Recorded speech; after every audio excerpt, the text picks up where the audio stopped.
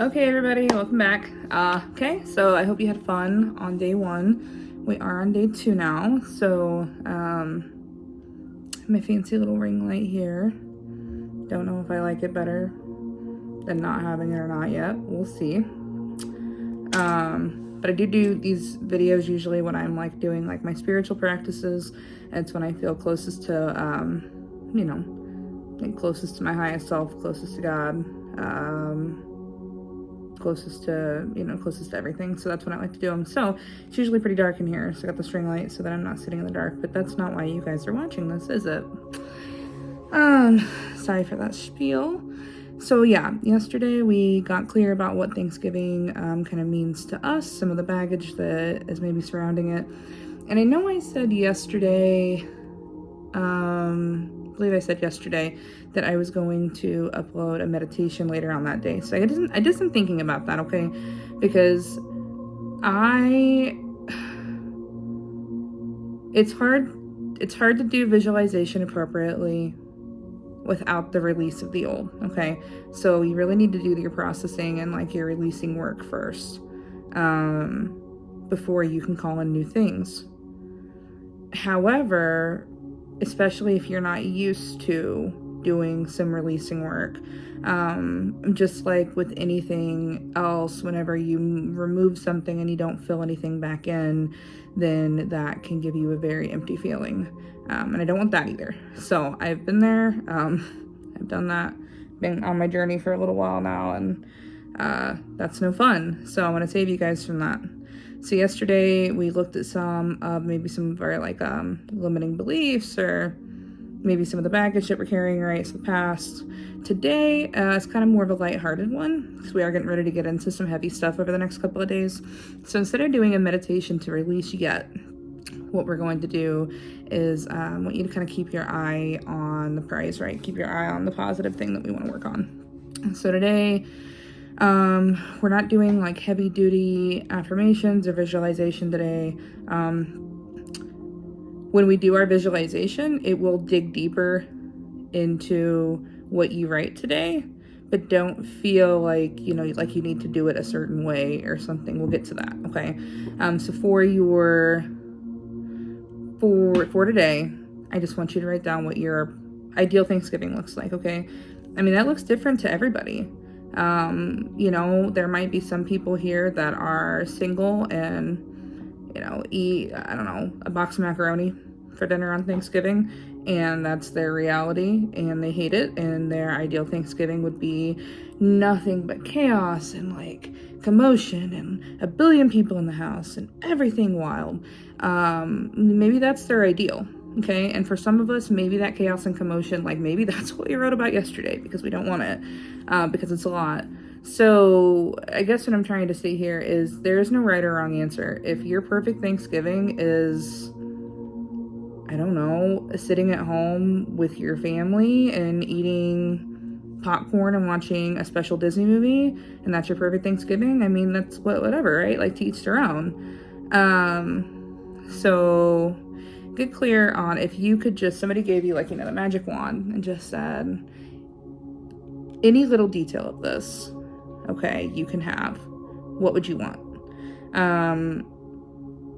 Now I just kind of want to like level with you guys and be honest. I have a hard time with like these spiritual practices and like the affirmations and the positivity and the filling with joy and, just visualize your best self and your best future and you'll get there, because there are just some things that don't fall in line with that. I can't tell you to visualize your perfect Thanksgiving and tell you that that it's all going to work out that way, when maybe your perfect Thanksgiving has a loved one that's passed on.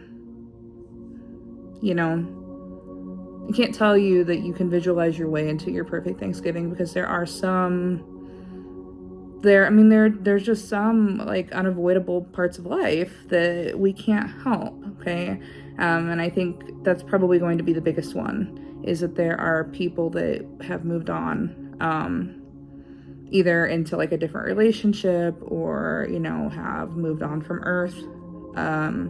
They may not be able to join you. Okay. So I still think it's worth writing that.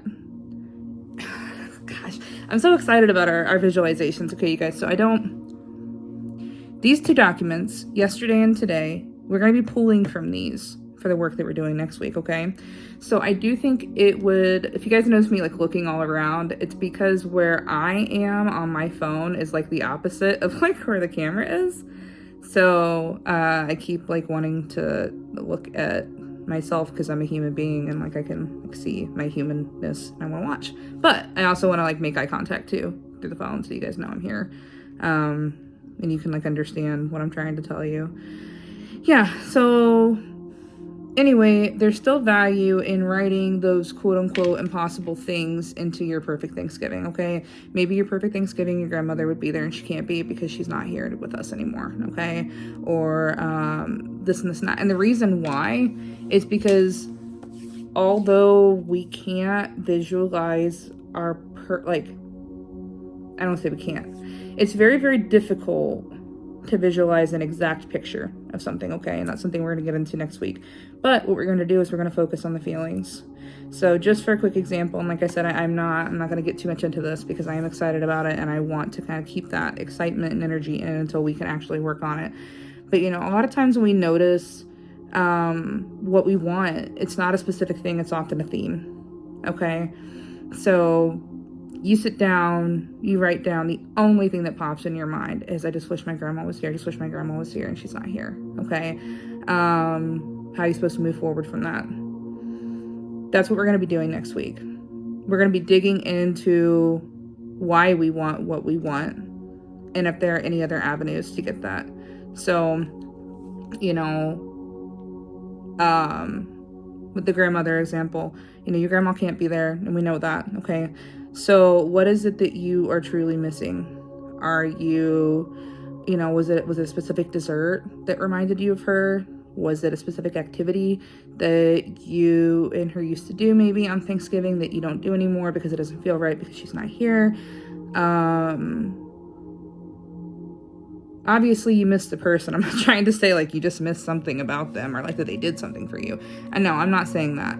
I'm saying that a lot of times if we back out of the specific and kind of get to the core, I guess it's almost like it's almost like a zooming out and a zooming in at the same time, because you're zooming out to see like what can fill this void. So you zoom in first to the core to find out what it is, and then you zoom out to find alternative ways to make it, okay? Perfect Thanksgiving would be grandma here. Grandma can't be here. You text your mom, you ask your mom if she, you know, remembers grandma's famous, I don't know, apple pie recipe, okay?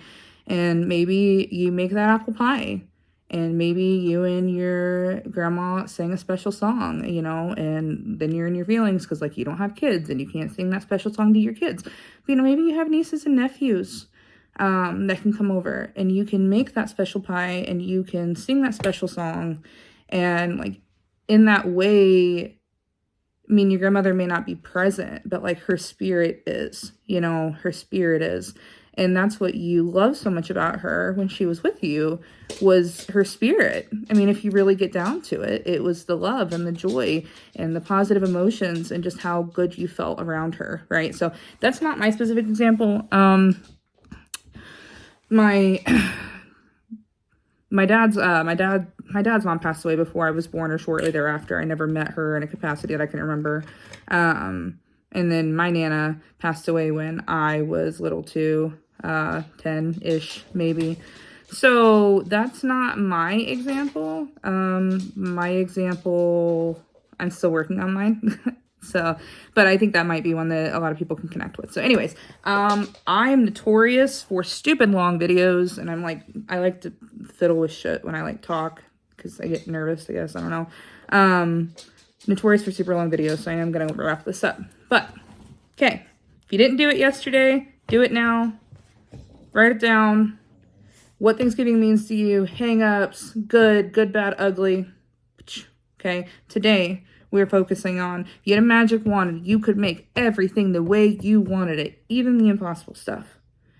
You're going to go ahead and write it down, okay? And we will get into why later. Okay, hope you guys are excited. I want to know about your life, so feel free to share anything that you want on here with me, with us, and we are going to get through this together, okay? Bye. Have a good day, everybody.